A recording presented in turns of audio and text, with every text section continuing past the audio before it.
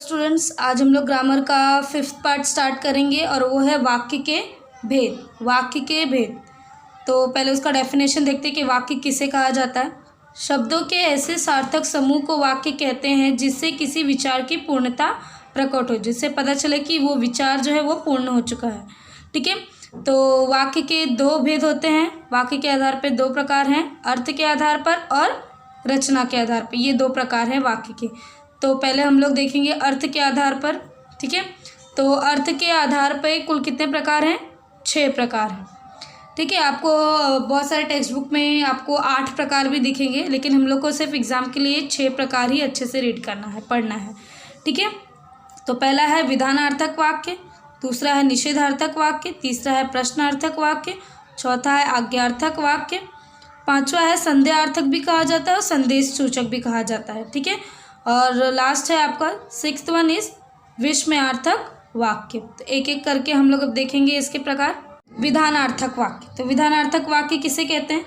जिस वाक्य में किसी क्रिया के होने या करने की सूचना हो उसे विधानार्थक वाक्य कहते हैं। अर्थात जिस वाक्य में पता चले कि जो कार्य हो रहा है उसकी करने की सूचना मिल रही है, ठीक है, उसे हम क्या कहेंगे? विधानार्थक वाक्य।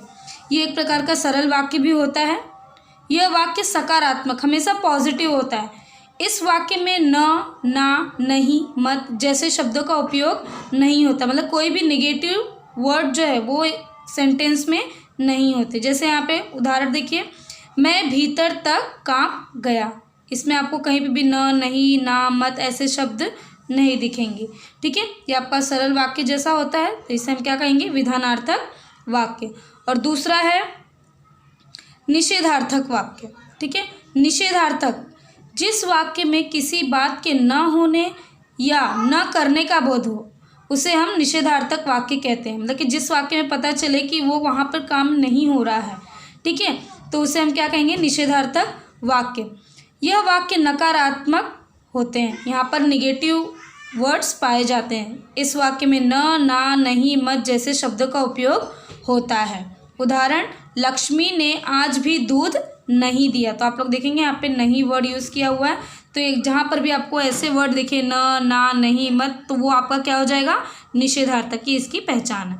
ठीक है, प्रश्नार्थक वाक्य, जिस वाक्य में किसी प्रकार का प्रश्न किया गया हो उसे प्रश्नार्थक वाक्य कहते हैं। जहाँ पर हमें पता चले कि वहाँ पे प्रश्न पूछा जा रहा हो, ठीक है, तो उसे हम क्या कहेंगे? प्रश्नार्थक वाक्य। इस वाक्य में क्या, क्यों, कैसे, किस लिए, कितना, ऐसे बहुत सारे क्वेश्चन टाइप आपको शब्द दिखेंगे, तो उसे हम उसका उपयोग वहाँ पर किया जाता है। उदाहरण, आप कहाँ रहते हो? और याद रखिए यहाँ पे क्वेश्चन मार्क भी आपको दिखेगा प्रश्नार्थक वाक्य में। तो आप कहाँ, तो ये आपका क्या हो जाएगा? इससे पता चलेगा कि ये आपका क्या है? प्रश्नार्थक वाक्य।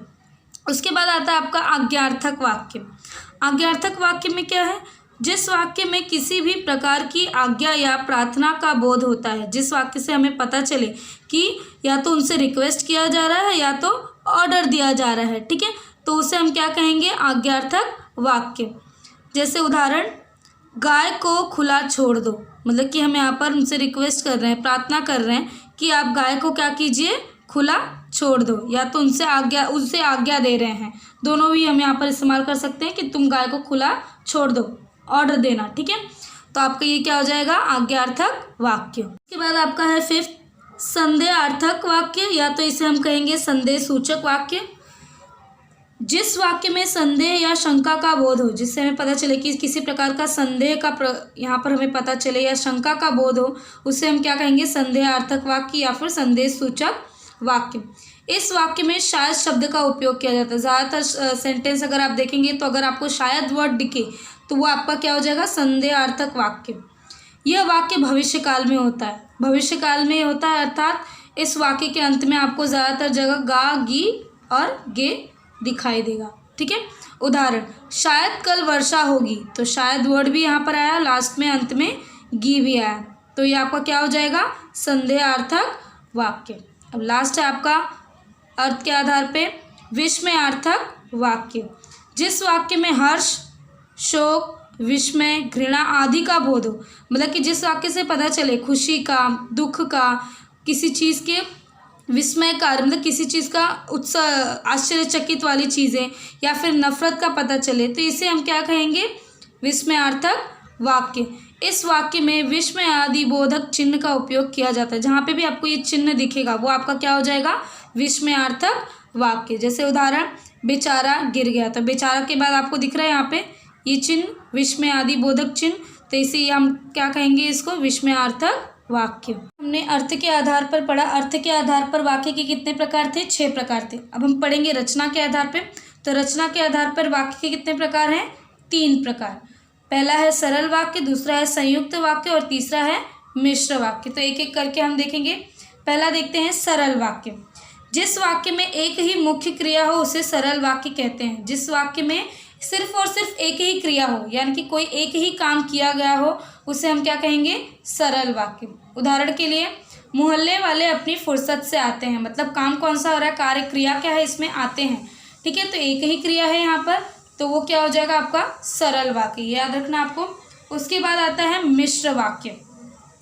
जिस वाक्य में एक प्रधान और शेष उपवाक्य हो उसे मिश्र वाक्य कहते हैं। मतलब कि जो भी वाक्य हो, अगर उसमें हमें पता चले कि एक कोई मुख्य क्रिया है, एक कोई बहुत ज़्यादा मेन है और बाकी सब क्या है, सिर्फ उस पर डिपेंड करता है, तो उसे हम क्या कहेंगे, मिश्र वाक्य।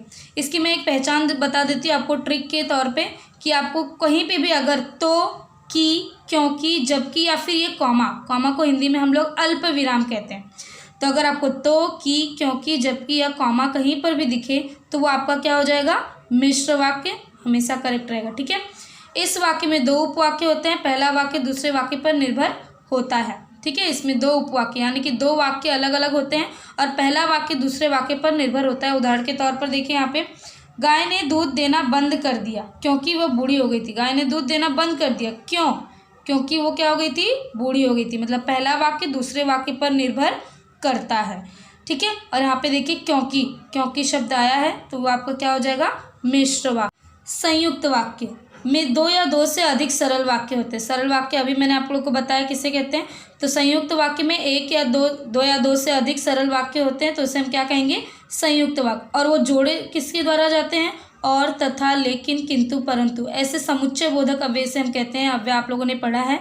ठीक है, अगर ये शब्दों से 2 वाक्यों को जोड़ा जा रहा हो, 2 या 2 से अधिक वाक्यों को जोड़ा जा रहा हो, तो इसे हम क्या कहेंगे, संयुक्त वाक्य कहेंगे। इस वाक्य में पहला वाक्य दूसरे वाक्य पर निर्भर नहीं होता। जैसे कि मिश्र वाक्य में हमने पढ़ा कि पहला वाक्य दूसरे वाक्य पर डिपेंड करता है, लेकिन यहाँ पर ऐसा नहीं होता है। पहला वाक्य दूसरे वाक्य पर डिपेंड बिल्कुल भी नहीं करता, निर्भर नहीं होता। जैसे उदाहरण देखिए, हम टैक्सी में बैठे और टैक्सी दौड़ पड़ी। ये किसके द्वारा जोड़ा जा रहा है, और के द्वारा। और क्या है आपका, समुच्चय बोधक अव्यय है। ठीक है, तो ये तो पता चल गया कि आपका संयुक्त वाक्य है। तो देखिए कैसे डिपेंड नहीं करता, हम टैक्सी में बैठे, ये एक आपका सेंटेंस कंप्लीट होता है। ठीक है, और दूसरा सेंटेंस क्या है, टैक्सी दौड़ पड़ी। अगर इसको हम लोग अलग अलग करते हैं तो कोई फर्क नहीं पड़ता है। ठीक है, तो इसीलिए कहा गया है कि पहला वाक्य दूसरे वाक्य पर डिपेंड नहीं होता। अब हम यहाँ पे कुछ उदाहरण देखेंगे। अर्थ के आधार पर वाक्यों का नाम लिखो, या फिर अर्थ के आधार पर वाक्यों का भेद लिखो। ठीक है, इसी तरह के क्वेश्चंस आते हैं। इसी तरह वार्तालाप होता रहा। तो यहाँ पे आपको सब ये सकारात्मक दिख रहा है, यहाँ पे कोई क्वेश्चन मार्क नहीं है, बीच में अधिक बोधक चिन्ह नहीं है। ठीक है, तो ये आपका एक सिंपल सेंटेंस है, तो ये आपका क्या हो जाएगा, विधानार्थक वाक्य। राज कल घर जाएगा, वाक्य के अंत में क्या आया है, गा, तो ये क्या हो जाएगा, भविष्य काल में। तो भविष्य काल में है तो ये आपको क्या हो जाएगा, संदेहार्थक वाक्य। नेहा की परीक्षा मार्च में होगी, यहाँ पे भी वाक्य के अंत में क्या है, गी, तो ये भी आपका भविष्य काल में, तो आपका ये हो जाएगा संदेहार्थक वाक्य। चलो दूध पी लो, यहाँ पे ऑर्डर दिया जा रहा है, चलो दूध पी लो, तो ये आपका क्या हो जाएगा, आज्ञार्थक वाक्य। विवेक पढ़ नहीं रहा, यहाँ पे नहीं शब्द आया है। ठीक है, निगेटिव वर्ड, नकारात्मक, तो ये आपका क्या हो जाएगा, ये निषेधार्थक वाक्य। सोनू को क्या हो गया है, यहाँ पे क्वेश्चन पूछा जा रहा है, तो क्वेश्चन के लिए आपका क्या हो जाएगा, ये प्रश्नार्थक वाक्य। लंबी लाठी मेरे घर में नहीं थी, यहाँ पे भी नेगेटिव वर्ड आया, नहीं, तो ये क्या हो जाएगा आपका निषेधार्थक वाक्य। माँ को समझ नहीं आ रहा था कि क्या करें। ठीक है, माँ को समझ में नहीं आ रहा था कि क्या करें, यहाँ पे भी नेगेटिव वर्ड आया, तो ये आपका क्या हो जाएगा, निषेधार्थक वाक्य। तुम सबसे मिलो, ऑर्डर दिया जा रहा है, तुम सबसे मिलो, तो ये आपको क्या हो जाएगा, आज्ञार्थक वाक्य। दान देने से कम नहीं होता। यहाँ पे भी नेगेटिव वर्ड आया नहीं, तो क्या हो जाएगा आपका निषेधार्थक वाक्य। वाह कितना सुंदर है, ठीक है, कितना सुंदर है। यहाँ पे विस्मयादि बोधक चिन्ह आपको दिखाई दे रहा है, तो ये आपको क्या हो जाएगा विस्मयार्थक वाक्य। देखेंगे हम लोग रचना के आधार पर वाक्य के भेद लिखो या वाक्यों के नाम लिखो। तो पहला दिया हुआ है पल्लव ने सपना देखा कि वह उड़ रहा है। जैसे कि मैंने बताया था पहचान आपको, अगर की आता है छोटी की मात्रा वाली की, तो आपका ये क्या हो जाएगा मिश्र वाक्य। नेहा की परीक्षा नहीं होगी, यहाँ पे नेगेटिव वर्ड आया है नहीं आया, इससे कुछ लेना देना नहीं है, ये रचना के आधार पे है। तो रचना के आधार पे 3 ही प्रकार होते हैं, संयुक्त, मिश्र और सरल। तो ये आपका क्या हो जाएगा सरल वाक्य। बादल आए परंतु पानी नहीं बरसा, परंतु समुच्चय बोधक अव्यय यहाँ पर आ रहा है परंतु, तो ये क्या हो जाएगा संयुक्त वाक्य। भाग्यशाली हूँ इसलिए बच गया, इसलिए देख रहे हैं आप, ये समुच्चय बोधक अव्यय है, तो उनको जोड़ा जा रहा है, तो ये आपको क्या हो जाएगा संयुक्त वाक्य। सभी के चेहरों पर आकुलाहट थी, ये आपका यहाँ पे कुछ भी नहीं है, ये आपका क्या हो जाएगा सिंपल सेंटेंस मतलब सरल वाक्य। जब नया नौकर मिले तो इसे निकाल देंगे, तो आया है क्या हो जाएगा आपका मिश्र वाक्य। भीम को सजा हुई क्योंकि वह अपराधी था, क्योंकि, तो क्योंकि आपका क्या हो जाएगा मिश्र वाक्य। कि, क्योंकि, तो, कॉमा मैंने बताया था आप लोगों को। मीनू ने लिखा था कि वह रायपुर जाएगी, यहाँ पर देखिए ये भविष्य काल में भी है, लेकिन यहाँ पे कुछ लेना देना नहीं है, क्योंकि हमारा ये क्या है रचना के अनुसार है, अर्थ के अनुसार नहीं। तो ये दोनों के बीच में आपको डिफरेंस समझ में आना चाहिए, ठीक है। तो की आया तो आपका क्या हो जाएगा मिश्र वाक्य।